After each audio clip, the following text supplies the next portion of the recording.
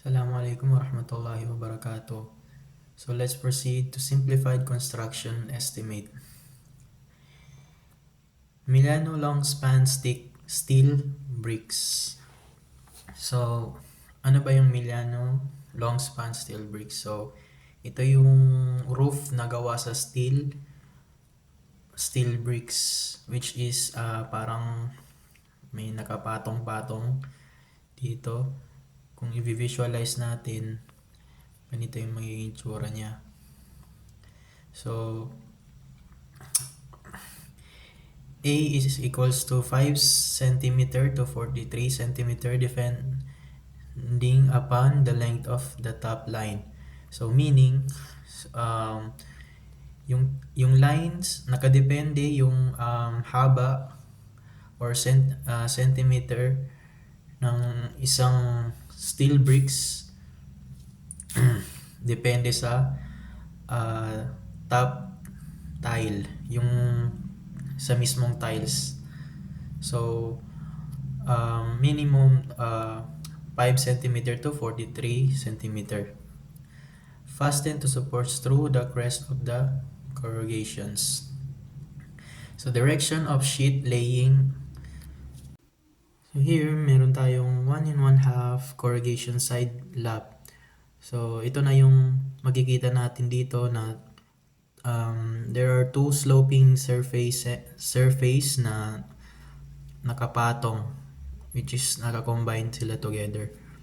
So in the middle, meron tayong 2 1/2 corrugation side lap. Nailing position for intermediate tile presses. So we have nailing position for intermediate tile presses and nailing position for ridge and gutter line tile presses.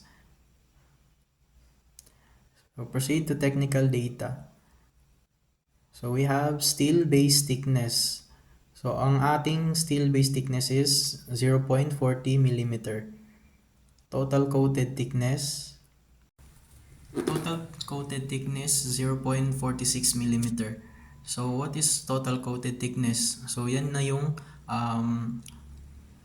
roof or steel bricks, one steel bricks to another steel bricks na which is nakapatong. Next is weight per square millimeter. So we have 4.53 kilogram. So yan yung bigat niya. Weight per length 3.44 kilogram. Effective coverage is 40.67 millimeter.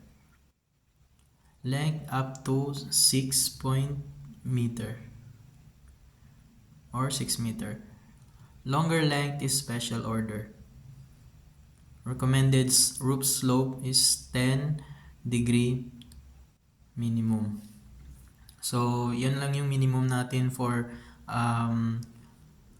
Milano long span steel bricks.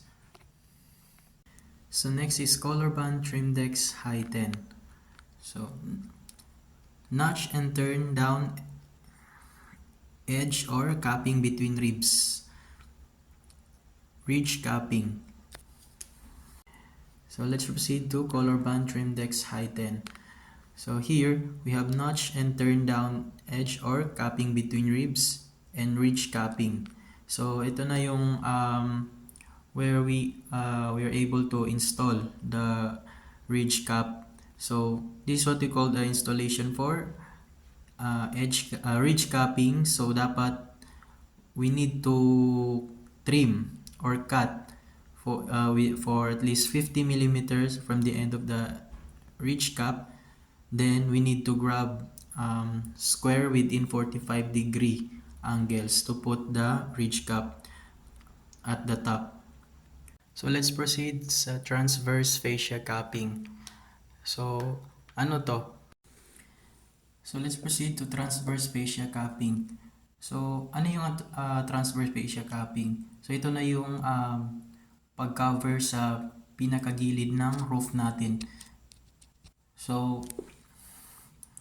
for example, here is we have 5 of 1/8 inches or 130 millimeter sa flat. So on the other side, we have 2 to 3 2 to third 8 in 60 mm sa top line. So yung height niya is 1 and 1/8 inch or 29 mm. So dito susukatin natin to para tumugma yung sa mismong roof natin to cover.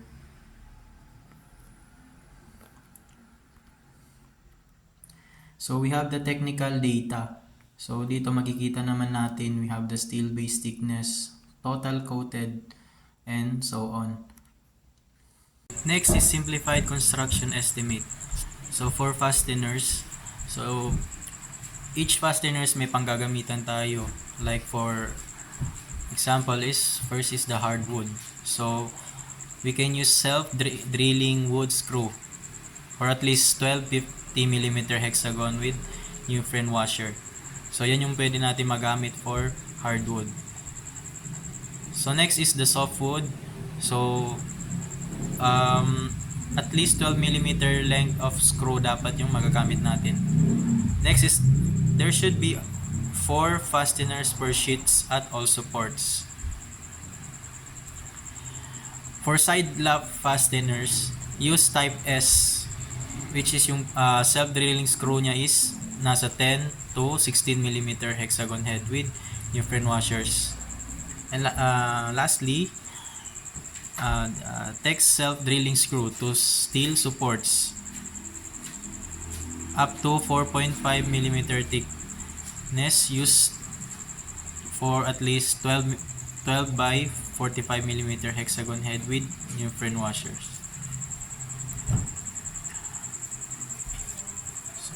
Next is the brick style roofings. So here are the technicals data for tile roofings. So dito makikita natin yung iba't ibang classification for roofings. Next is the brick tiles roofing. So here are the technicals data for tiles roofings. So dito in this description makikita natin yung iba't ibang classification and panggagamitan natin or pwede nating gawing design for roofings. So i-check nyo lang dito yung mga pwede nating magamit and naka-indicate na rin dito yung weight per piece in kilogram and total numbers required. So that will be all. Thank you.